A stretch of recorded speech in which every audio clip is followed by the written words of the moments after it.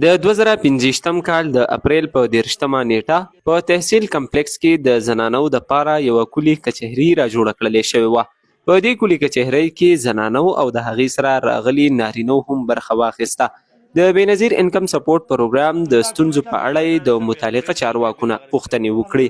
یو ځوان چې خپله مسله یې اسسټنټ کمیشنر بیشام ته وړاندې کړه او ویې ویل هغو له طرفه دا وینا ده چې د کومې ښځې خاوند موجود یا د یو زنانه مشر زوی موجود نو هغو راتلو ته ضرورت نشته. دا سهولت تاسو له موږ درکړی دی، هغه به ګوته لګوي او دا بېنظیر انکم سپورټ پروګرام کوم پیسې دي هغه به تاسو ته ښه په عقیده میلاویږي. یا څه شکایت یا څه قسمه خبرې چې وي ټولې خلکو خپلې پیش کړلې.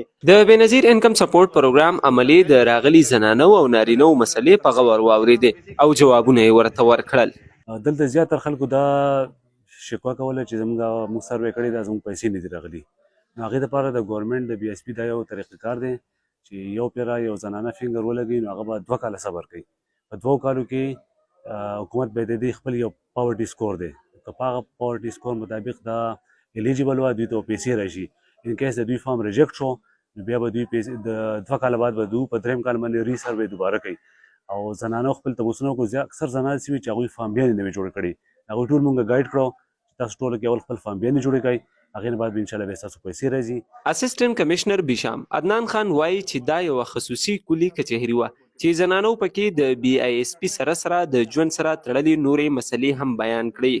به هر حال ما دا وګڼل چې موږ په هغې باندې یو کلي کچهري وکړو بي آی اس پي سپیسیفیکلی او په جنرالي چې کوم دی نو د وومن فیمیلز دپاره.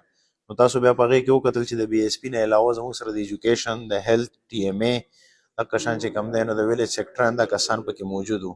نو د دې دپاره چې د فیمیلز څومره هم ایشوز دي هغه په هغه ځای باندې موږ خو بار بار دا ریکویسټ کوو چې موږ ته د تاسو څنګه وکتل موږ هغې ته ویل چې سم مسلې خیر دی که د بي ایس پي نه علاوه هم وي نو تاسو یې ویلی شئ، موږ به تاسو له د هغې حل راوباسو. نو په هغې کې تاسو بیا وکتل چې هغې هر یو فیمیل پاسېده او هغې خپل د شناختي کارډ سره د خپل مسلې ایشو یې راوچتاو او د بي ایس پي والا ډیپټي ډایرکټر چې کوم دی هغه موږ راغوښتی و ان پرسن اے ډي او دغه شان چې کوم دی نو د هغې هغه ډیوایس اپریټر هم دغه ځای کې ناست و او د دې نه علاوه چې هغه چې چا سره د دې ډسبرسمنټ ټیکه ده هغه هم موږ راغوښتی و. اسسټنټ کمیشنر بیشام وویل چې څنګه د نارینو حقوق وي دارنګ د زنانو هم حقوق وي، د کوم به چې موږ پوره خیال ساتو او مسلې به یې ختموو. سنو پښتونخوا دپاره عرفان حسین علي، ضلع شانګله.